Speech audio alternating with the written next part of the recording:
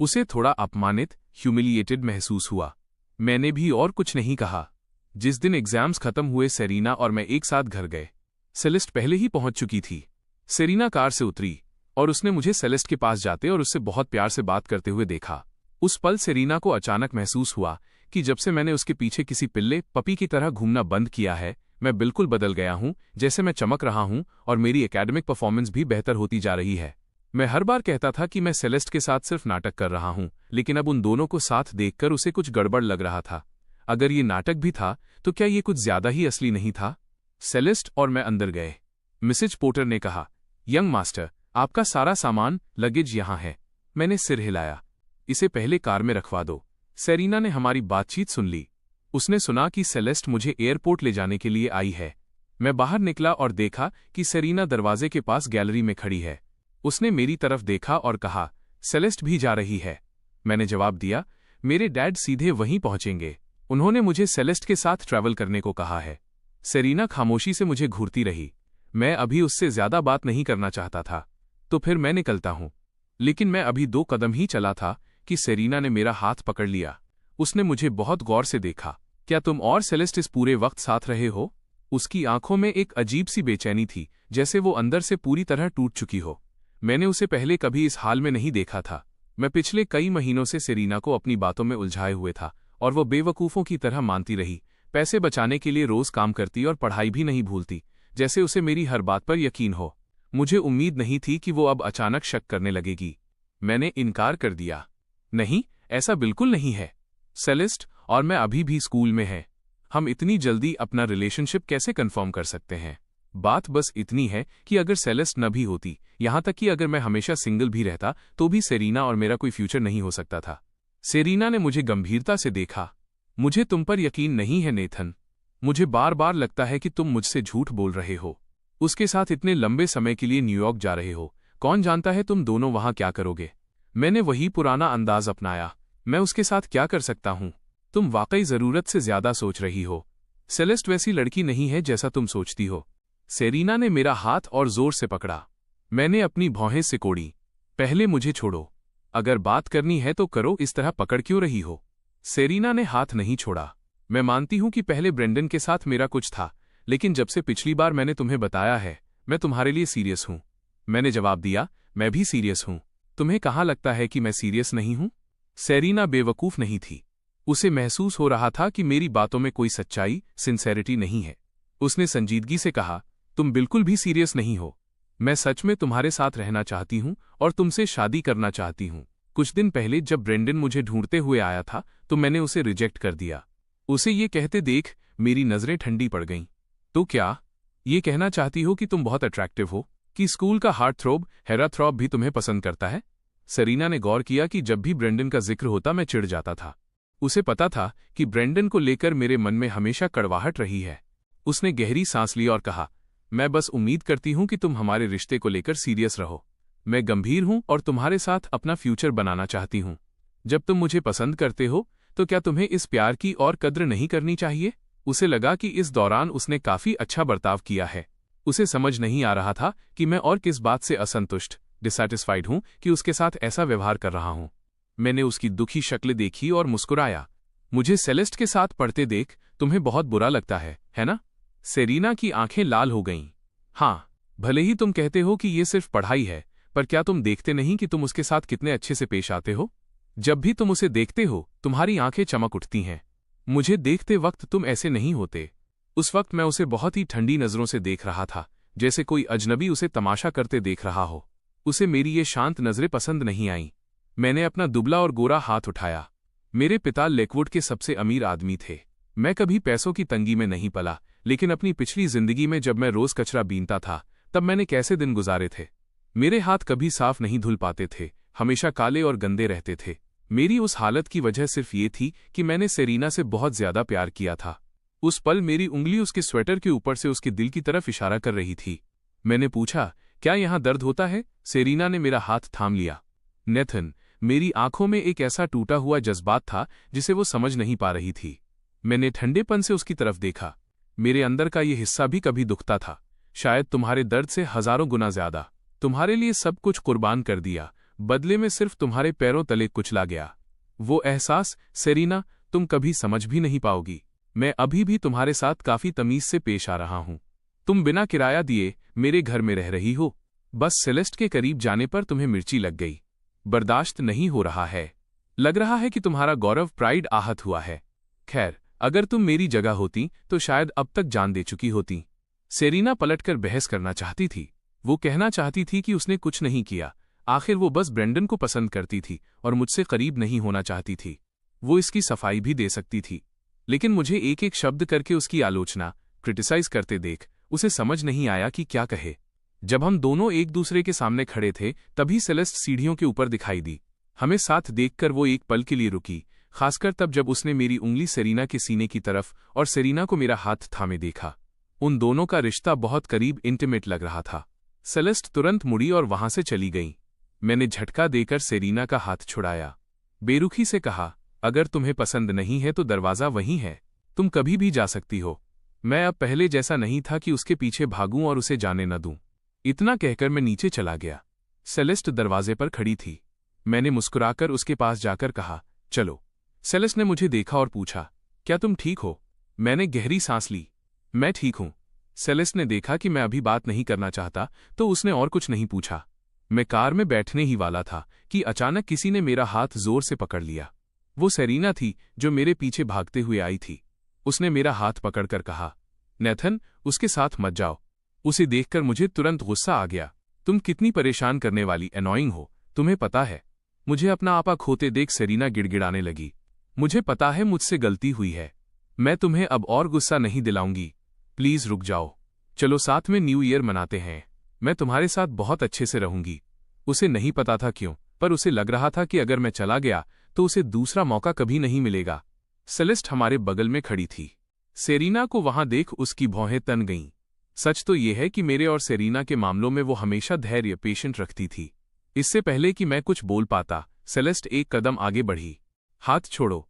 वो हमेशा शांत रहने वाली लड़की थी। अब उसे मेरे लिए स्टैंड लेते देख मैं भी थोड़ा हैरान था।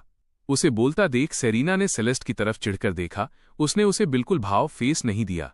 मैं नेथन से बात कर रही हूं, तुम्हें इससे क्या? सेलेस्ट ने ठंडे स्वर में कहा। मैंने कहा, हाथ छोड़ो। सेरीना ने उकसाते हुए ठंडी हंसी हंसी। और अगर मैं ना छोड़ूं तो क्या तुम मुझे मारोगी या कुछ और? उसे यकीन नहीं था कि सेलेस्ट उस पर हाथ उठाने की हिम्मत करेगी, खासकर मेरे सामने।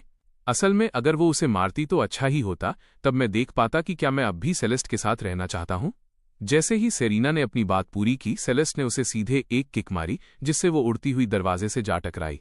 पर सेरीना ने हार नहीं मानी। जहां चोट लगी थी उस जगह को पकड़े हुए उसने अपनी बात जारी रखी। तुम्हें लगता है नेथन सच में तुम्हारे साथ रहना चाहता है? अगर तुम्हारी फैमिली अमीर वेल ऑफ न होती, अगर उसके पिता का वास्ता न होता, तो वो तुम्हारे साथ कभी नहीं होता। मैं उसे इतने लंबे समय से जानती हूं। क्या मुझे तुम्हें बताना पड़ेगा कि वो मुझे कितना पसंद करता है? पहले जब भी तुम आती थीं, क्या वो तुम्हें भगा नहीं देता था? अब वो बस तुम्हारा इस्तेमाल कर रहा है ताकि अपने ग्रेड सुधार सके और मुझे नीचा दिखा सके। बस इतनी सी बात है। तुम्हें लगता है तुम इस काबिल हो कि यहां खड़ी होकर उसकी तरफ से बोलो? पहले जो कुछ भी हुआ था उसने हमेशा सेलेस्ट को परेशान किया था। अब सेरीना द्वारा याद दिलाए जाने पर सेलेस्ट ने अपनी आंखें झुका लीं। नेथन तुम्हारी जागीर पोजेशन नहीं है। भले ही वो तुम्हें पसंद करता हो, पर उसके मामलों में दखल देने वाली तुम कोई नहीं होती। सेरीना मुस्कुराई। तो तुम मानती हो कि वो मुझे पसंद करता है ना? जाहिर है कि वो पिट चुकी थी और उसे चोट लगी थी, फिर भी वो सेलेस्ट को ऐसे उकसा रही थी जैसे वो जीत गई हो। तभी चटाक उसके चेहरे पर एक जोरदार थप्पड़ पड़ा। आसपास के सब लोग सन्न रह गए। उसे थप्पड़ मारने वाला कोई और नहीं बल्कि मैं था। मेरी भौहें गुस्से से तनी हुई थीं। सेरीना, क्या मैंने तुम्हें बहुत ज्यादा ढील फेस दे दी है? सेरीना ने मुझे गुस्से में देखा। मेरा आपा खो चुका था। नेथन, मैंने उसे बीच में ही काट दिया। तुम सेलेस्ट के सामने ये सब बातें कहने के काबिल नहीं हो। अगर तुम अब भी चाहती हो कि मेरे पिता कॉलेज तक तुम्हारा खर्चा उठाएं, तो अपनी जबान संभालो और अपनी औकात प्लेस में रहो। मेरा चेहरा बिल्कुल गंभीर था। मैं अब पहले जैसा नहीं था जो उसके पीछे पीछे घूमता और उसकी हर बात मानता था। मैं फिर से वही पहुंच से बाहर रहने वाला यंग मास्टर बन गया था जैसा हम पहली बार मिले तब था। उसने मुझे देखा। पूरा क्रेन परिवार वहां मौजूद था। सेरीना को एक जोकर क्लाउन जैसा महसूस हुआ। मेरे रवैये ने साफ कर दिया था कि मैं सेलेस्ट की तरफ हूं। सेरीना को नजरअंदाज करते हुए मैं मुड़ा और सेलेस्ट से कहा, चलो। पूरा रास्ता बहुत शांत था। सेलेस्ट बिना कुछ कहे मेरे बगल में बैठी थी। वो नाखुश लग रही थी। मैंने अंदाजा लगाया कि ये सेरीना की वजह से है। सेरीना की बातों को दिल पर मत लो। सेलेस्ट ने बस एक ठंडी हूं की आवाज की। मैंने आगे कहा, सेलेस्ट, क्या तुम नाराज हो? उसने कोई जवाब नहीं दिया। मैंने अपनी जेब से एक कैंडी निकाली और उसे खाने लगा। क्या तुम्हें एक चाहिए? उसने रूखेपन से मना कर दिया। नहीं शुक्रिया। मैंने देखा कि वो मुझसे बिल्कुल बात नहीं करना चाहती। मुझे समझ नहीं आया कि बात कैसे शुरू करूं, इसलिए मैंने उसे और परेशान न करने का फैसला किया। जब हम न्यूयॉर्क पहुंचे तब काफी रात हो चुकी थी। मैं कार से उतरा और देखा कि प्रवेश द्वार के सामने सड़क पर काली लग्जरी कारों की एक कतार खड़ी थी।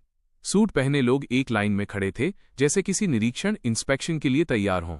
सबसे आगे खड़े आदमी ने सूट पहना था और उसका चेहरा गंभीर था।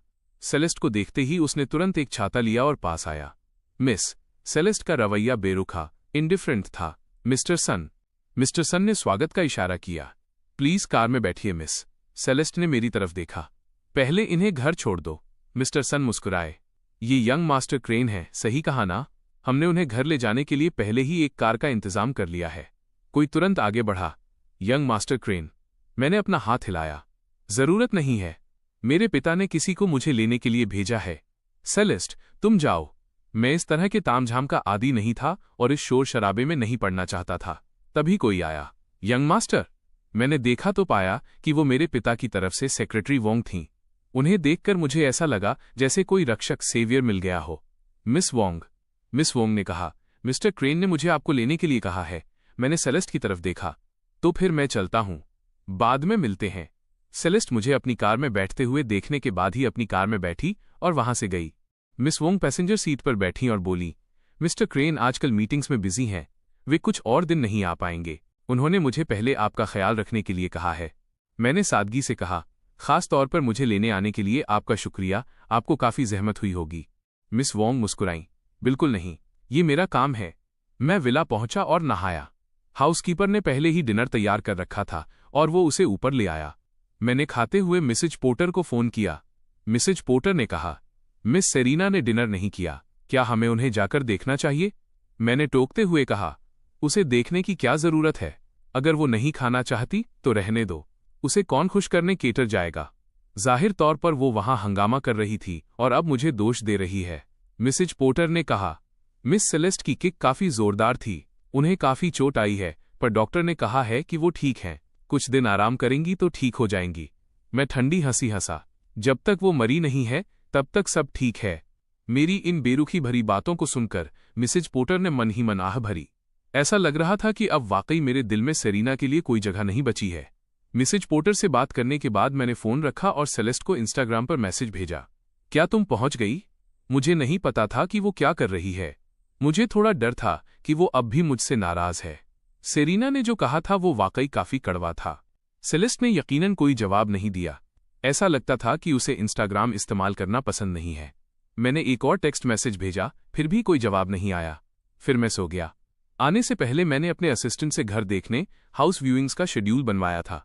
आजकल मेरी दिलचस्पी सिर्फ रियल एस्टेट खरीदने में थी। कॉन्ट्रैक्ट साइन करने के बाद मैंने समय देखा और महसूस किया कि सेलेस्ट और मेरा 2 दिनों से कोई संपर्क नहीं हुआ है। अपनी पिछली जिंदगी में मैंने न्यूयॉर्क में सेलेस्ट के मामलों की कभी परवाह नहीं की थी, सिवाय उस वक्त के जब मैं मरने वाला था और उसने मुझे याद रखा था। मैं उसके बारे में ज्यादा नहीं जानता था। न्यूयॉर्क जैसी इस अनजान जगह पर आकर मुझे अचानक एहसास हुआ कि अगर मैं सेलेस्ट से मिलना भी चाहूं तो मुझे नहीं पता कि कहाँ जाना है। तभी मिस वोंग का फोन आया कि मेरे अंकल मुझसे मिलना चाहते हैं। तो मेरी माँ न्यूयॉर्क से थी, लेकिन मेरी याद में मेरे अंकल का मेरे परिवार के साथ ज्यादा मेलजोल नहीं था। पहले हम छुट्टियों में 1-2 बार मिल लेते थे, लेकिन बाद में हमने खास मौकों पर भी जाना बंद कर दिया था। अब चूंकि मैं न्यूयॉर्क में था और अंकल मिलना चाहते थे, तो जाहिर है मुझे जाना ही था। शिष्टाचार को नजरअंदाज नहीं किया जा सकता था। एस्टेट के गेट पर ड्राइवर ने दरवाजा खोला। मैं कार से उतरा और जैसे ही मैंने एस्टेट में कदम रखा, मैंने सेलेस्ट को देखा। काले कपड़ों में 2 लोग उसके पीछे चल रहे थे। मुझे उम्मीद नहीं थी कि वो यहां मिल जाएगी। मैं उसके पीछे भागा। सेलेस्ट मुड़ी और उसने मुझे देखा। उसकी आमतौर पर ठंडी रहने वाली आंखों में एक पल के लिए नरमी आई। उसने अपने साथ वाले उन 2 लोगों से कुछ कहा और वे आगे चले गए। मैं उसके पास पहुंचा। यहां तुमसे मिलना क्या इत्तेफाक है? सेलेस्ट ने खामोशी से मुझे देखा। मैंने उसका ठंडा भाव देखा। क्या तुम बिजी हो? तो फिर मैं तुम्हें परेशान नहीं करूंगा। मैं मानता हूं कि मैं इस बात को लेकर काफी फिक्रमंद था कि वो यहाँ क्या कर रही है, लेकिन उसकी बेरुखी देख मेरा हौसला जवाब दे गया। पहले मैं सेरीना का पालतू कुत्ता बना हुआ था, अब मैं सेलेस्ट का पालतू कुत्ता बन जाऊंगा। मैंने मना कर दिया। जैसे ही मैं मुड़ा, सेलेस्ट ने मेरा हाथ पकड़ लिया। मैंने उसकी तरफ देखा। क्या तुम नाराज नहीं हो? उसने मेरे सवाल का सीधा जवाब नहीं दिया, बल्कि पूछा, क्या तुमने खाना खाया? मैंने सिर हिलाया, अभी नहीं। सारा दिन बिजी था, यहाँ अंकल के साथ डिनर पर मिलना था। क्या तुम आना चाहोगी या तुम्हें कुछ और काम है? सेलेस्ट ने कहा, बिजी नहीं हूं। मैंने उसकी तरफ देखा। तो चलो मेरे साथ खाना खाओ। सेलेस्ट मान गई। मैं उसे डिनर के लिए ले गया। मेरे अंकल अभी तक नहीं आए थे। हम वीआईपी रूम में बैठ गए। आखिरकार मुझे उस दिन के बारे में उससे बात करने का मौका मिला। क्या तुम मुझे इग्नोर करने का प्लान बना रही थी? सेलेस्ट ने मुझे देखा। उसकी आंखों में मेरा अक्स था। मैं थोड़ी नाखुश हूं। क्यों? ये पहली बार था जब मैंने उसे खुद को नाखुश कहते सुना था।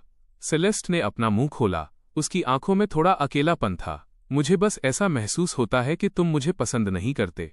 ये सुनकर मेरा दिल पसीज गया। मैंने सेलेस्ट की तरफ देखा। तुम्हें ऐसा क्यों लगा? मैं उसे बहुत पसंद करता हूं। अगर मुझे इस बात की चिंता नहीं होती कि बहुत ज्यादा आगे बढ़ने से सेलेस्ट डर जाएगी, जो कि अभी बहुत मासूम थी, तो मैं खुद को इतना रोककर नहीं रखता। उसने अपनी बात जारी रखी। तुम्हारे ग्रेड्स अब बहुत अच्छे हो गए हैं। जब रिजल्ट्स आ जाएंगे तो क्या तुम तब भी मेरी परवाह करोगे? वह दबे स्वर में अपनी भावनाओं का इजहार कर रही थी। उसे इस तरह देख मेरी आंखों के किनारे धीरे धीरे लाल होने लगे। वो कितनी शानदार लड़की थी, फिर भी मेरे सामने उसे चिंता थी कि मैं उसे पसंद नहीं करता। वहीं दूसरी तरफ सेरीना थी, जो हर मामले में सेलेस्ट से कमतर थी, फिर भी इतनी कॉन्फिडेंट थी जैसे मैं उसके बिना जी ही नहीं सकता। मैंने कहा, तुम्हारी नजरों में क्या मैं इतना बेरहम हूं कि तुम्हारा इस्तेमाल करूंगा और फिर तुम्हें छोड़ दूंगा? सेलेस्ट ने आखिरकार मेरी तरफ देखा। उस दिन तुम और सेरीना के सामने और उसके सामने मेरा बर्ताव बिल्कुल अलग था। ऐसा लगा जैसे उस पल सेलेस्ट को अचानक एहसास हुआ कि चाहे जो भी हो, वो मेरे लिए सेरीना से ज्यादा जरूरी कभी नहीं हो पाएगी। मैंने सेलेस्ट को बोलते सुना और पूछा, क्या तुम इसी वजह से नाराज थी? सेलेस्ट ने सादगी से कहा, तुम मेरे सामने कभी गुस्सा नहीं करते। मैं मुस्कुराया। तुम्हारा मतलब है कि तुम मुझे गुस्सा होते देखना चाहती हो? पर अगर मैं तुम पर गुस्सा हुआ और तुम डरकर भाग गई तो? वो ऐसी दिख रही थी जैसे किसी भी वक्त भाग सकती है। सेलेस्ट ने मेरे सवाल का सीधा जवाब नहीं दिया, बल्कि कहा, मैं पिछले 2 दिनों से घर पर हूं। मैंने फिक्र के साथ पूछा, क्या तुम घर पर खुश नहीं हो? क्या वे तुम्हें परेशान कर रहे हैं? असल में मैं काफी उत्सुक था। वो हमेशा अपने अंकल के यहाँ क्यों रहती थी? क्या उसके पिता उसके साथ अच्छा बर्ताव नहीं करते थे? मैंने सुना था कि उसकी माँ का देहांत जल्दी हो गया था और घर में एक सौतेली माँ थी। हालांकि मेरी कोई सौतेली माँ नहीं थी, पर मैंने ऐसे परिवार पहले देखे थे। सेलेस्ट ने मना किया, नहीं, मेरे पिता और सौतेली माँ मेरे साथ बहुत अच्छा बर्ताव करते हैं, बहुत तमीज से। लेकिन वे मेरी बहन को प्यार करते हैं, मुझे तुम्हारी तरह नहीं। यह सुनकर मुझे तुरंत समझ आ गया। वो अपने परिवार की बात नहीं कर रही थी, बल्कि अपने परिवार के रवैये का उदाहरण देकर मेरे बारे में बात कर रही थी, क्योंकि उसने देखा था कि मैं सेरीना के साथ परिवार जैसा बर्ताव करता हूं, जबकि उसके साथ एक बाहरी व्यक्ति की तरह। मैंने सेलेस्ट से कहा, तुम्हारा परिवार तुम्हारे बारे में क्या सोचता है मुझे नहीं पता और नहीं मैं समझता हूं, पर तुम मेरे लिए बहुत जरूरी हो। सेलेस्ट ने मुझे देखा। सच में? मैंने मुंह बनाया। तुम्हें मुझ पर यकीन नहीं है? मैं तो यहां तक सोच रहा हूं कि ग्रेजुएशन के बाद मैं तुमसे शादी करूंगा और फिर हमारे 7-8 बच्चे होंगे। 7-8 बच्चों की बात सुनकर सेलेस्ट हैरान रह गई। बकवास। उसे घबराहट में पानी का गिलास उठाते देख मेरा मूड बहुत अच्छा हो गया, क्योंकि मुझे उसे चिढ़ाने में बहुत मजा आ रहा था। सच में, मैं सीरियस हूं और तुम्हें अभी भी यकीन नहीं है।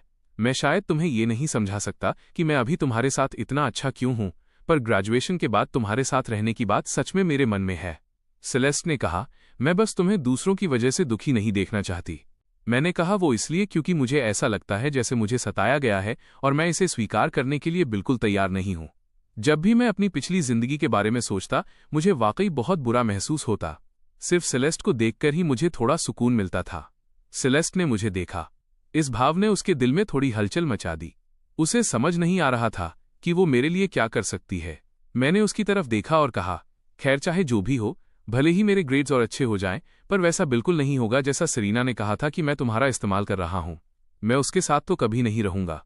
हालांकि वो नहीं जानती थी कि मैं सच बोल रहा हूं या नहीं, पर उसे सांत्वना देने के लिए मेरा ये सब कहना ही सेलेस्ट को बहुत खुश कर गया। पिछले 2 दिनों से उसके दिल में जो बेचैनी थी वो दूर हो गई। मैंने उसकी तरफ देखा। वैसे भी मैंने अपने दिल में तुम्हें चुन लिया है। अगर तुम्हें बाद में कोई ऐतराज न हो तो चलो शादी कर लेते हैं। सेलेस्ट ने मेरी बात सुनी और अपनी भौहें चढ़ाईं। सच में? मैंने तुरंत जवाब दिया, हाँ बेशक। बस अभी ग्रेजुएशन नहीं हुआ है। मेरे पिता भी नहीं चाहते कि मैं इतनी जल्दी तुम्हारे साथ रहूं, तो हमें अभी इंतजार करना होगा। वैसे भी सेरेना को खुद को परेशान मत करने देना, उसकी तुम्हारी बराबरी करने की औकात नहीं है। सेलेस्ट ने जब ये सुना तो उसे लगा जैसे ये दुनिया के सबसे मीठे शब्द हों। थोड़ी ही देर में मेरे अंकल आ गए। हालांकि हमें मिले काफी समय हो गया था, पर मैंने उन्हें तुरंत पहचान लिया। अंकल चियाओ जीवान आए और कुर्सी खींचकर बैठ गए। फिर उन्होंने गौर से देखा कि मेरे बगल में कोई और नहीं बल्कि सेलेस्ट है। तुम यहाँ क्या कर रही हो? बगल वाले कमरे में थॉर्नटन परिवार की बड़ी बेटी के लौटने की खुशी में पार्टी चल रही थी। फिर भी वो यहाँ मेरे साथ थी। मैंने अंकल को सेलेस्ट की तरफ देखते हुए देखा और पूछा, आपका मतलब सेलेस्ट से है? वो मेरी दोस्त है। हम लेकवुड से यहाँ साथ आए हैं। वो अब मुझे ट्यूशन भी पढ़ा रही है। टोजियन थोड़े हैरान थे। तो क्या तुम अब इसके साथ रहने के लिए मान गए हो? मैं हमेशा से सेलेस्ट के साथ रहने से मना करता आया था। मैंने सुना था कि मेरे घर पर रहने वाली वेल्स लड़की से मेरी काफी नजदीकी थी, इसलिए चियाओ जीवान ने इस मामले पर ज्यादा ध्यान नहीं दिया था। मैंने जवाब दिया, मैं अपने मामलों में पिता की बात सुनता हूँ। मेरे मुंह से निकली इस बात पर जरा भी यकीन नहीं किया जा सकता था। शाओ जीवान को ये सब उलझा हुआ लगा। उन्होंने सेलेस्ट को गौर से देखा, लेकिन उसके सामने कुछ भी कहना ठीक नहीं समझा। मैंने पूछा, अंकल, हम इतने समय बाद मिल रहे हैं। शाओन ने जवाब दिया, क्या तुम्हें यहाँ आना पसंद नहीं था? हमेशा लेकवुड के उस छोटे से कोने में छिपे रहते थे और दिन भर अपनी फैमिली के नौकर की बेटी पर नजरें गड़ाए रहते थे। ये सुनकर मैं शर्मिंदगी से लाल हो गया। मैंने अभी सेलेस्ट को मनाने में इतना समय लगाया था और अंकल ये सब बातें कह रहे थे। क्या ये आग में घी डालने जैसा नहीं था? मैंने खांसते हुए कहा, सेरीना और मेरे बीच जो था वो बहुत पहले खत्म हो चुका है। प्लीज अब उसका जिक्र मत कीजिए। अंकल चियाओ जीवान बोले, इतनी अच्छी चीज खत्म क्यों हो गई? क्या तुम जवान लोगों का कोई झगड़ा हुआ है? मैंने जल्दी से कहा, अंकल, सेरीना और मैं पहले बस मजाक मस्ती कर रहे थे। अब से मैं उससे दूर रहूंगा। चियाओ जीवान ने मुझे देखा। तुम्हारे पिता वाकई प्रभावशाली हैं। तुम्हें काफी समय बाद देखा है और उन्होंने तुम्हें इतना आज्ञाकारी बना दिया है। सेलेस्ट को पहले ही थोड़ा शक था, क्योंकि सेरीना ने भी कहा था कि मैं उसके साथ सिर्फ इसलिए हूं ताकि उसे ट्यूशन पढ़ाने के लिए झांसे में ले सकूं। सेलेस्ट को इस पर यकीन नहीं करना चाहिए था। मैंने तुरंत कहा, ये वही है जो मैं चाहता था। मैं अब सेरीना को पसंद नहीं करता। इसका मेरे पिता से कोई लेना देना नहीं है। इतना कहने के बाद मैंने सेलेस्ट को खाना परोसा। थोड़ा ये खाओ। अब और नाराज मत हो। मुझे उसके साथ टकराव पसंद नहीं है और मैं सेलेस्ट को नाखुश भी नहीं देखना चाहता। किस्मत से उसी समय शावान का फोन बजा। उन्होंने जवाब दिया, मिस्टर चियाओ, थॉर्नटन परिवार की दूसरी बेटी हंगामा कर रही है। वो कह रही है कि अगर आप नहीं आए तो वो इस जगह को तहस नहस कर देगी। ये सुनकर चियाओ जीवान ने अपनी भौहें सिकोड़ी और अपने सामने बैठी थॉर्नटन परिवार की बड़ी बेटी पर नजर डाली। बड़ी बेटी ने अभी तक कुछ नहीं कहा था और वो दूसरी वाली पहले ही हंगामा शुरू कर चुकी थी। ये रिसोर्ट होटल चियाओ जीवान का ही था। इस मोड़ पर उन्हें खड़ा होना पड़ा और मुझसे कहा, होटल का कुछ काम है, अंकल को इसे संभालना होगा, तुम पहले खा लो। अपने अंकल को जाते देख मैंने आखिरकार राहत की सांस ली और सेलेस्ट से कहा, मैं अपने अंकल से बहुत समय बाद मिला हूं। उन्हें मेरी स्थिति के बारे में कुछ नहीं पता। उनकी बातों पर ध्यान मत दो। मैं नहीं दूंगी। जैसे ही सेलेस्ट ने अपनी बात पूरी की, उसका फोन भी बजा। उसने उस पर नजर डाली और सीधे काट दिया। मैंने पूछा, क्या तुम्हें कुछ काम है? ये सोचकर कि वो यहाँ आई है तो जरूर कोई वजह होगी। सेलेस्ट ने कहा, कुछ जरूरी नहीं है, मुझे थोड़ी चिंता हुई। सेलेस्ट ने मेरी तरफ देखा। सच में जरूरी नहीं है। मैं अभी न्यूयॉर्क आई हूं। यहाँ क्या जरूरी हो सकता है? बस बड़ों के साथ डिनर करना है। बहुत बोरिंग है। यहाँ ज्यादा शांति है। वो ऐसी इंसान थी जिसे शांति और सुकून पसंद था। कभी कभी जब मैं उसके साथ बाहर जाता तो वो ज्यादा शांति के लिए लोगों से जगह तक खाली करवा देती थी। थोड़ी देर बाद एक वेटर आया और सेलेस्ट से बोला, मिस थॉर्नटन, हमारे मालिक आपको बुला रहे हैं। सेलेस्ट ने पूछा, तुम्हारे मालिक वही मिस्टर चियाओ हैं जो अभी गए हैं? अगर चियाओ जीवान कोई साधारण इंसान होते तो सेलेस्ट यकीनन उन्हें भाव नहीं देती, लेकिन चियाओ जीवान मेरे अंकल थे। बगल वाले बैंक्वेट रूम में वेटर कांप रहे थे। सोफिया थॉर्नटन एक कीमती गुलदस्ते के सामने खड़ी थी। ये सस्ता तो नहीं होगा, है ना? चियाओ जीवान चिल्लाए। नहीं। गुलदस्ता जमीन पर गिरकर चकनाचूर हो गया। यह एक प्राचीन चीज, एंटीक थी, जिसे उन्होंने बड़ी मेहनत से इकट्ठा किया था। क्या आफत है! उनका दिल अंदर ही अंदर रो रहा था। लेकिन वह थॉर्नटन परिवार की सदस्य थी। शाओ जीवान के पास वाकई इससे निपटने का कोई रास्ता नहीं था।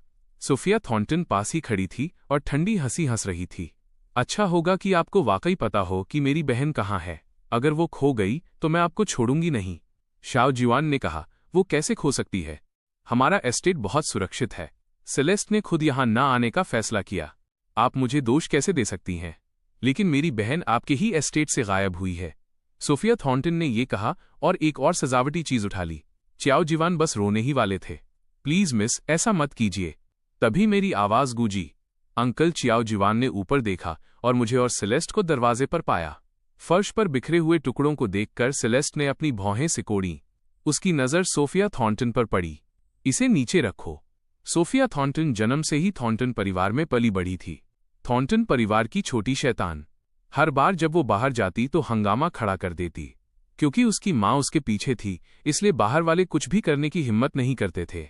जैसे ही सेलेस्ट बोली, इस मशहूर छोटी शैतान ने डर के मारे तुरंत अपने हाथ की चीज नीचे रख दी।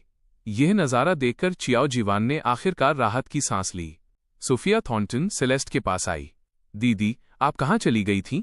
मुझे लगा आपका अपहरण, किडनैप हो गया है।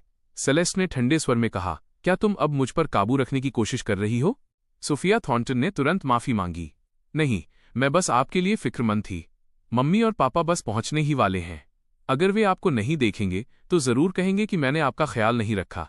सेलेस्ट ने भी उसके साथ कोई नरमी नहीं दिखाई। माफी मांगो। सोफिया थॉर्नटन ने शाओ जिवान की तरफ देखा।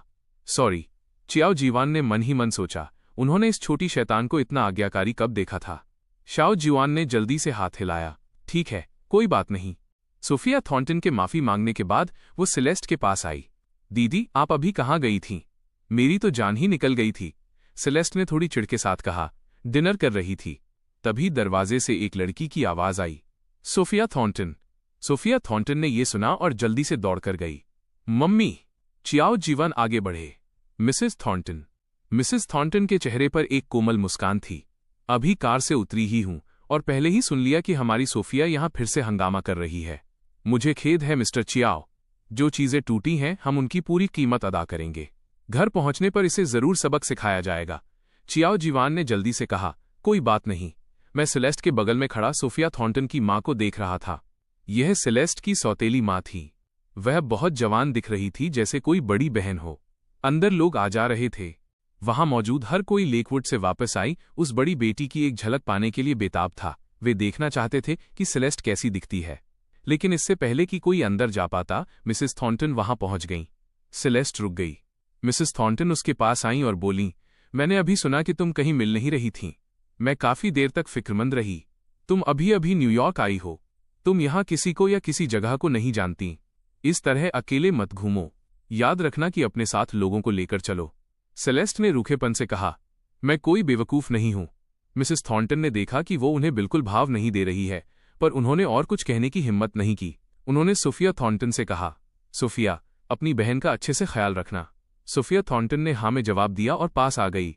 सेलेस्ट मुझे लेकर अंदर चली गई। अंदर काफी चहल पहल थी। वे लोग अंदर जाने के बाद दूसरी मंजिल पर गए और बैठने की जगह ढूंढ ली। सेलेस्ट मेरे बगल में खामोशी से बैठ गई और मेरे लिए फल छीलने लगी। उसे नीचे हो रहे शोर शराबे में कोई दिलचस्पी नहीं थी। सोफिया थॉर्नटन पहले तो हमारे पीछे आई थी, लेकिन सेलेस्ट को वो बहुत शोर मचाने वाली लगी और उसने उसे सीधे वहां से भेज दिया। मैं असल में अपने अंकल से मिलने आया था, लेकिन अंकल लगातार मिसेस थॉर्नटन के पीछे पीछे घूम रहे थे और उनके पास मेरी तरफ ध्यान देने का वक्त नहीं था। वहां शाम के गाउन में एक महिला अपनी छोटी बेटी का हाथ पकड़े मिसेस थॉर्नटन से बात कर रही थी। मैंने उस महिला को देखा और मुझे अचानक सेरीना के चेहरे की याद आ गई। उनके नैन नक्श काफी मिलते जुलते थे। सेलेस्ट ने मेरी तरफ देखा। देख लिया? मैंने जवाब दिया। काफी रौनक है। ये सब तुम्हारी वजह से आए हैं। सेलेस्ट बेअसर दिखी। मेरी वजह से नहीं, ये सब बस तमाशा देखना चाहते हैं।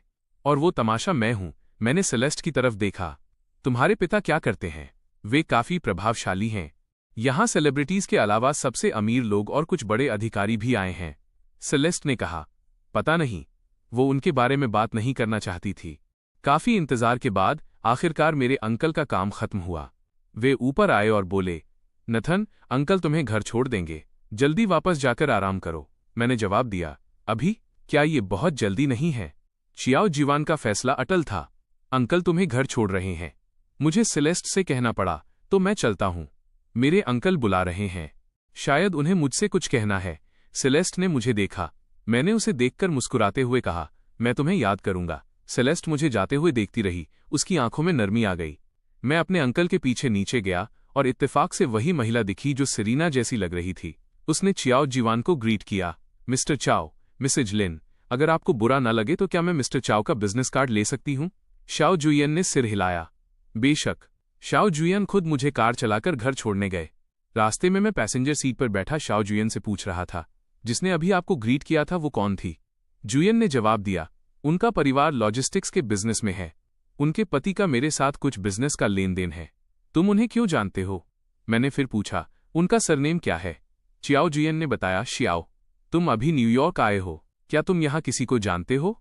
मैंने अपना सिर हिलाया, शायद मुझे गलतफहमी हुई है। शियाओ सरनेम सुनते ही मेरा अंदाजा अब 70 से 80% पक्का हो गया था।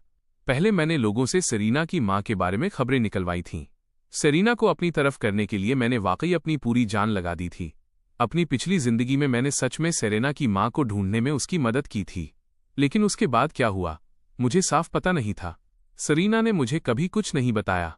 जब मैं ये सब सोच रहा था, तभी मैंने अपने अंकल को बोलते सुना, अब से सेलेस्ट के करीब मत जाना। ये सुनकर मैं थोड़ा हैरान हुआ। क्यों? कोई हैरानी नहीं कि मेरे अंकल ने आज जानबूझकर सेलेस्ट के सामने वे सब बातें कही थीं। चियाओ जीवान ने कहा, नाथन, अंकल ये तुम्हारे भले के लिए ही कह रहे हैं। तुम और तुम्हारी वो छोटी सी गर्लफ्रेंड, क्या तुम्हारा उसके साथ अच्छा रिश्ता नहीं है? वो लड़की जिसका नाम सेरीना है। मैंने कहा, पर अब मैं सेलेस्ट को पसंद करता हूँ। इसके अलावा मेरे पिता चाहते हैं कि मैं सेलेस्ट के साथ रहूं। आपको ये पसंद क्यों नहीं है? शाओ जुयन ने कहा, मुझे नहीं पता तुम्हारे पिता क्या सोच रहे हैं, पर मैं नहीं चाहता कि तुम उसके साथ रहो। अगर तुम्हारी माँ जिंदा होती तो शायद वे भी नहीं चाहती कि तुम थॉर्नटन परिवार की बेटी से शादी करो। अपनी माँ का जिक्र सुनते ही मैं चुप हो गया। चियाओ जीवान ने मुझे गेट पर छोड़ा और अंदर नहीं आए। वे बस कार में बैठे रहे और बोले, मेरी बात सुनो, अब सेलेस्ट के करीब मत जाना। बस लेकवुड में ही रहो। जिसे पसंद करते हो उसे ढूंढो और शादी कर लो। हमारे परिवार में पैसों की कोई कमी नहीं है। इस तरह थॉर्नटन परिवार से जुड़कर ऊंचाइयां छूने की कोई जरूरत नहीं है। मैं गेट पर खड़ा रहा और अंकल से कहा, अंकल संभलकर गाड़ी चलाइएगा। मुझे पता था अंकल अचानक मुझे घर क्यों ले जाना चाहते थे। तो बात यह थी कि वे मुझे और सेलेस्ट को बहुत करीब आते नहीं देखना चाहते थे। चूंकि मैं न्यूयॉर्क में था, मिसेज पोर्टर ने सबको छुट्टी दे दी थी। सेरीना अपने घर वापस चली गई थी।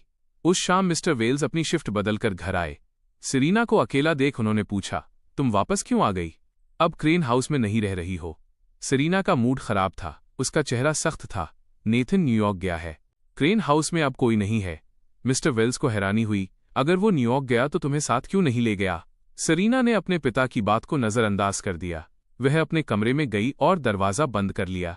उसे मेरी एक बार कही बात याद आई, मैं आजकल तुम्हारी माँ के बारे में खबरें ढूंढवा रहा हूँ। अगर कोई खबर मिली तो मैं सबसे पहले तुम्हें बताऊंगा। जब वो पहले मेरे साथ थी तो उसे मेरी दी हुई दूसरी चीजों में इतनी दिलचस्पी नहीं थी, लेकिन ये एक ऐसी बात थी जिसमें उसे सबसे ज्यादा दिलचस्पी थी।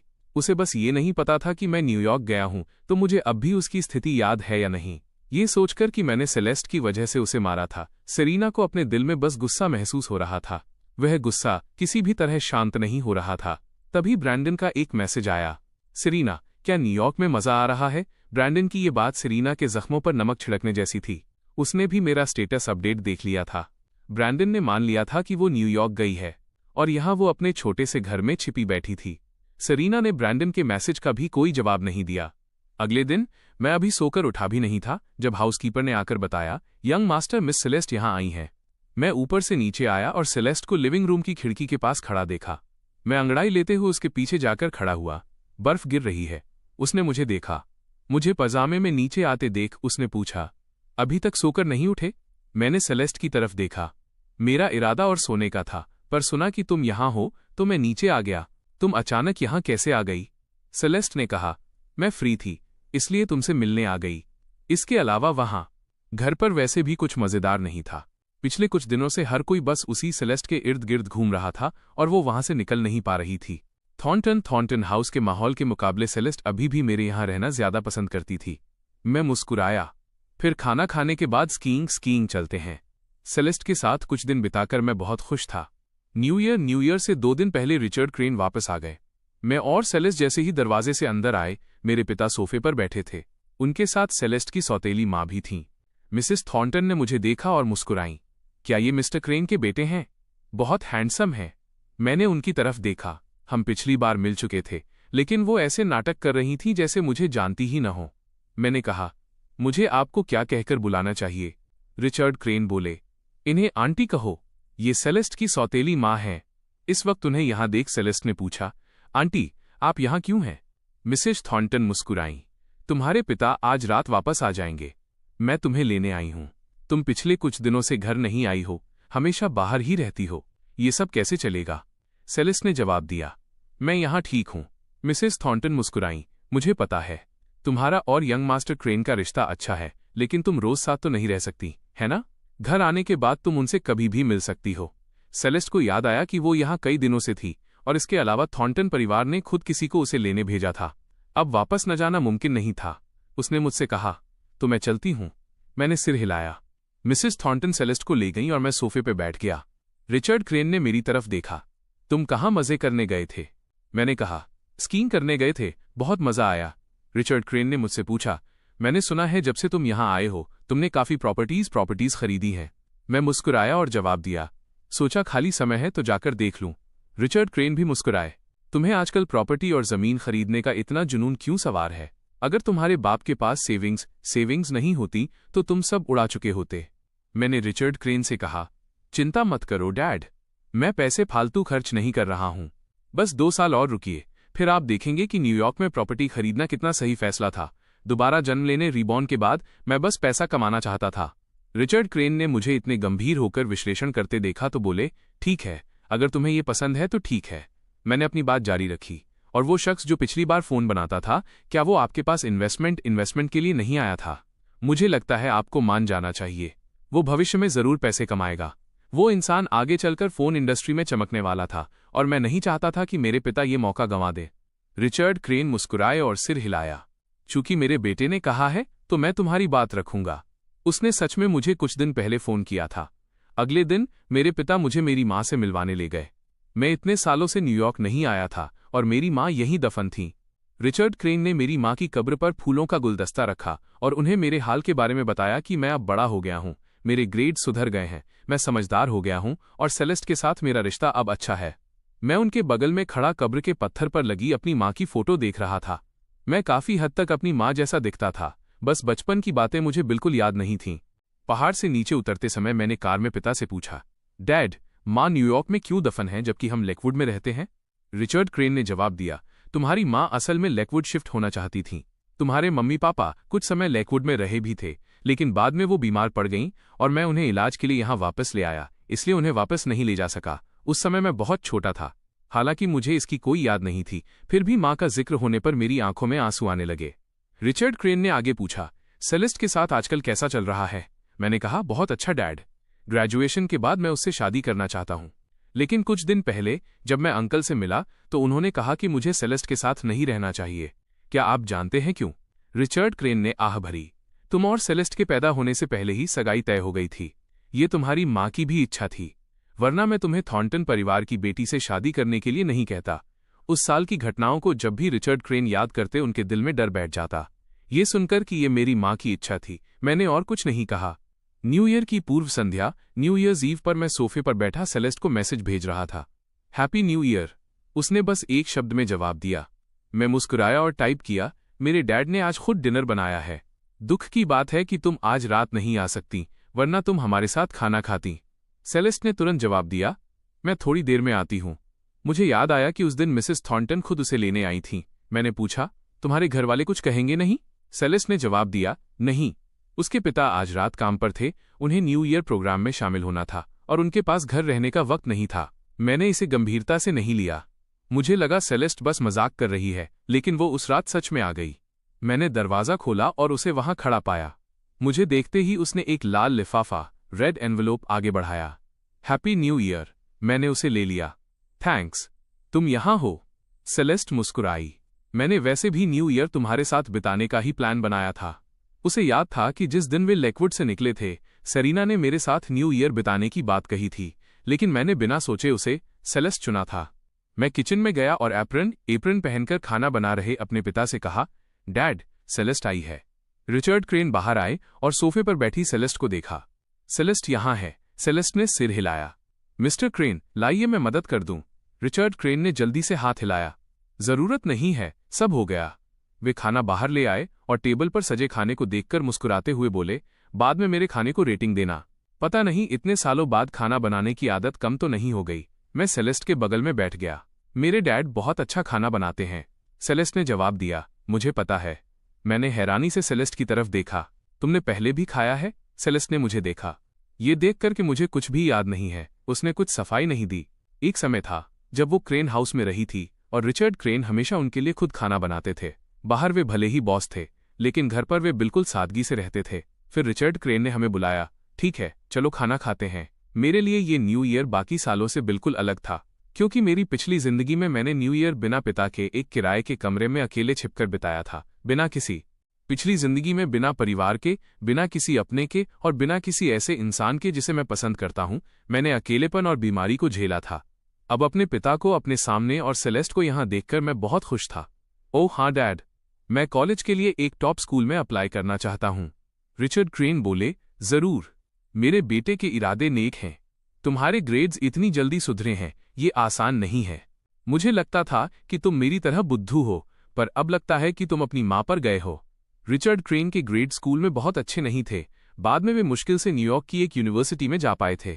लेकिन मेरी मां अलग थीं। वे एक आईवी लीग स्कूल की टॉप स्टूडेंट थीं और बाद में न्यूयॉर्क की एक मशहूर वकील बनी। मैंने पूछा, क्या मेरी मां बहुत समझदार थीं?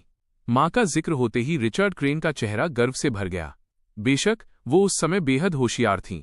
अपने आईवी लीग स्कूल में वो बहुत मशहूर थीं और बहुत से लोग उनके पीछे पागल थे। ऊपर से वो एक वकील थीं। तुम जानते ही हो, वकील बहस करने में माहिर होते हैं। मैं उनसे कभी कोई बहस नहीं जीत पाया। मैंने पिता की बात सुनी और मुस्कुराया। वो एक वकील थीं। यह वाकई प्रभावशाली था। उन्होंने कभी कोई केस नहीं हारा, सिवाय इस मोड़ पर रिचर्ड क्रेन के हाव भाव थोड़े पेचीदा हो गए। उन्होंने बात पलट दी। छोड़ो, चलो टोस्ट करते हैं। डिनर के बाद पिता थोड़े नशे में थे और सेक्रेटरी यान उन्हें आराम कराने ले गए। मैं और सेलेस्ट नीचे लिविंग रूम में न्यू ईयर ईव गाला देख रहे थे। मैंने सेलेस्ट से पूछा, तुम्हें क्या लगता है मेरी माँ कैसी इंसान थी? मुझे उनकी कोई याद क्यों नहीं है? सेलेस्ट आज रात बहुत खामोश थी, खासकर रिचर्ड क्रेन द्वारा माँ का जिक्र करने के बाद। अब मुझे इस सवाल से परेशान देख उसने मेरी तरफ देखा और कहा, अगर तुम्हें याद नहीं है तो इसके बारे में मत सोचो, शायद किसी दिन तुम्हें खुद याद आ जाए। मैंने उसकी तरफ देखा। सेलेस्ट, तुम बहुत खूबसूरत हो। मैं उसके कंधे से लग गया। मुझे थोड़ी नींद आ रही है। मेरा इरादा आधी रात तक जागने का था। सेलेस्ट बोली, एक झपकी ले लो, वक्त होने पर मैं तुम्हें जगा दूंगी। मैंने सिर हिलाया। मुझे सोए हुए ज्यादा देर नहीं हुई थी कि मेरा फोन बजा। सेलेस्ट उसे साइलेंट करना चाहती थी, पर फोन उठाकर देखा तो सरीना ने मैसेज भेजा था, नेथन हैप्पी न्यू ईयर। ये मैसेज देखकर सेलेस्ट ने कोई लिहाज नहीं दिखाया और उसे सीधे डिलीट कर दिया। सेमेस्टर जल्दी शुरू होने वाला था, इसलिए मुझे और सेलेस्ट को न्यूयॉर्क से वापस लेकवुड जाना था। जाने से पहले मैंने अपने पिता के साथ डिनर किया। अपनी पिछली जिंदगी की वो घटना याद करते हुए, जब कॉलेज एंट्रेंस एग्जाम से पहले मेरे पिता का एक्सीडेंट हो गया था, मैंने उनसे कहा, डैड, जब मेरा एंट्रेंस एग्जाम होगा तो क्या आप 1 महीने की छुट्टी लेकर मेरे साथ घर पर रह सकते हैं? रिचर्ड क्रेन ने मेरी तरफ देखा। मैं बहुत बिजी हूं, मैं किसी और को तुम्हारे साथ रहने के लिए भेज दूंगा। मैंने मना कर दिया। डैड, ये मेरी जिंदगी का एक जरूरी मोड़ है। आप आलस नहीं कर सकते। अगर आप नहीं माने तो मैं आपसे नाराज हो जाऊंगा। मेरा गंभीर चेहरा देख रिचर्ड क्रेन बोले, क्या तुम्हें वाकई मेरी जरूरत है? क्या सेलेस्ट तुम्हारे साथ सब अच्छे से नहीं संभाल रही? मैंने सिर हिलाया। वो बात अलग है। मुझे बस ऐसा लगता है कि अगर आप मेरे साथ होंगे तो मुझे ज्यादा सुकून मिलेगा। आपको आना ही होगा। 1 महीना पहले, याद है ना? अगर आप नहीं आए तो मैं आपसे नाराज हो जाऊंगा। मैं बस किसी तरह अपने पिता की तकदीर बदलना चाहता था। मेरी मिन्नतें सुनकर वे मान गए। मैं और सेलेस्ट साथ में लेकवुड वापस आ गए। जैसे ही मैं कार से उतरा, मुझे सरीना दिखी। मुझे लगा था कि पिछली बार जो हुआ उसके बाद मेरे और सरीना के बीच सब खत्म हो गया है। उम्मीद नहीं थी कि वापस आते ही वो दिख जाएगी। शुक्र है कि सेलेस्ट यहां नहीं थी। वो एयरपोर्ट से सीधे थॉर्नटन एस्टेट चली गई थी, वरना सरीना को देखकर वो फिर नाखुश हो जाती। सरीना ने अपना हाथ आगे बढ़ाया। मैंने पूछा, ये क्या कर रही हो? उसने बहुत ही कोमल नजरों से मुझे देखा। बहुत दिनों बाद मिले, क्या तुम्हें मेरी याद नहीं आई? मैंने जवाब दिया, मुझे लगा था कि पिछली बार जब मैंने तुम्हें थप्पड़ मारा था तो तुम मुझसे नाराज होगी और दोबारा मेरे सामने नहीं आओगी। तुम्हारा मिजाज तो बहुत तेज हुआ करता था। सरीना बोली, मैंने तुम्हें परेशान किया था। मैंने पहले जो किया उसके मुकाबले अगर तुम मुझे और मारो तो भी मैं सह लूंगी। उसका माफी मांगने का अंदाजा बहुत अच्छा था। उसके इस सच्चे रूप को देखकर मैं हैरान था कि क्या कभी ऐसा दिन भी आ सकता है जब वो अपनी गलतियों पर इतना गहरा पछतावा करेगी। मैं सोफे पर बैठ गया। सेरीना पास आई। मैं तुम्हारा रिपोर्ट कार्ड लाई हूं क्योंकि तुम जल्दी न्यूयॉर्क चले गए थे और अपने ग्रेड्स लेने नहीं जा पाए। सेरेना ने मेरे लिए उन्हें कलेक्ट किया था। उसकी बात सुनकर मैंने रिपोर्ट कार्ड पर नजर डाली। तुमने इस सेमेस्टर में काफी सुधार किया है। अगर सेलेस्ट तुम्हें ट्यूशन पढ़ाती रही तो टॉप स्कूल में एडमिशन मिलना कोई बड़ी बात नहीं होगी। मैं अपनी क्लास के टॉप 20 स्टूडेंट्स में आ चुका था। ये एक ऐसा रिजल्ट था जिसकी सेरीना ने कभी कल्पना भी नहीं की थी। आखिर उसकी नजरों में तो मैं एक बुद्धू था। ये सोचकर कि वो पहले मेरे बारे में ऐसा सोचती थी, मेरा नाराज होना लाजमी था। सेरीना इतनी अच्छी खबर लाई थी तो मैंने भी सहज होकर पूछा, और तुम्हारा क्या हुआ? तुमने कैसा परफॉर्म किया? ये मत कहना कि तुमने सेलेस्ट को भी पीछे छोड़ दिया है। ये सुनते ही सेरीना का चेहरा उतर गया। उसने पछतावे के साथ कहा, तुम उसके साथ पढ़ते हो, तुम्हें उसकी काबिलियत पता होगी। मुझे तो समझ ही नहीं आता कि वो पढ़ती कैसे है। अगर वो अपनी पढ़ाई के तरीके शेयर कर सके तो बहुत अच्छा होगा। उसे सीखने के प्रति इतना विनम्र देख मैंने कहा, वो असल में ज्यादा कुछ नहीं पढ़ती। ये सुनकर सेरीना के चेहरे का भाव और बिगड़ गया। मैं खड़ा हो गया। ठीक है, मुझे कपड़े बदलने जाना है। अपने कमरे में जाकर मैंने अपने रिजल्ट सेलेस्ट के साथ शेयर किए। सबसे नीचे से टॉप 20 तक पहुंचना आसान नहीं था। सेलेस्ट ने मेरी मदद करने में बहुत मेहनत की थी, वरना उसकी अपनी पढ़ाई भी इतनी थकाने वाली नहीं होती। सेलेस्ट ने जवाब दिया, बधाई हो। उसने बताया कि वो घर पहुंच गई है। वापस आने के बाद हम दोनों अपने अपने कामों में बिजी हो गए और कुछ दिनों तक एक दूसरे से नहीं मिल पाए। सेलेस्ट को ना आते देख सेरीना मन ही मन खुश थी। सुबह वो मेरे साथ स्कूल गई और पूछा, क्या तुम्हारा और सेलेस्ट का झगड़ा हो गया है? मैंने उसकी तरफ देखा। तुमसे किसने कहा? सेरीना ने बात जारी रखी, तो फिर तुम दोनों मिल क्यों नहीं रहे? वो तुमसे मिलने भी नहीं आई। मुझे ये लड़की काफी मजेदार लगी। न मिलना मतलब झगड़ा होना। सेलेस्ट और मेरा रिश्ता बहुत अच्छा है, तुम चिंता मत करो। सेरीना हार मानने को तैयार नहीं थी। नेथन, क्या तुम वाकई मुझे चिढ़ाने के लिए इस हद तक जाओगे? अगर पहले तुमने मेरे साथ अच्छा बर्ताव नहीं किया। मैं समझ सकती हूं कि तुम मुझे परेशान कर रहे हो, लेकिन अब मैं सच में तुम्हारे साथ रहना चाहती हूं। जितना ज्यादा मैं उसे इग्नोर करता, वो उतना ही जोर देती। उसे यकीन नहीं हो रहा था कि इतने समय का हमारा रिश्ता सेलेस्ट इतनी आसानी से खत्म कर देगी। मैंने सेरीना की तरफ देखा। क्या पूरी विंटर वेकेशन में तुमने यही जवाब सोचा है? सेरीना बोली, मैं वाकई खुद में सुधार कर रही हूं। मैं मुस्कुराया। खैर, क्रेन परिवार की दौलत पाने के लिए तुम काफी मेहनत कर रही हो। उसकी आंखें इस वक्त बहुत सच्ची लग रही थीं। अगर मैं पहले से नहीं जानता कि वो कैसी इंसान है तो शायद मैं धोखे में आ जाता।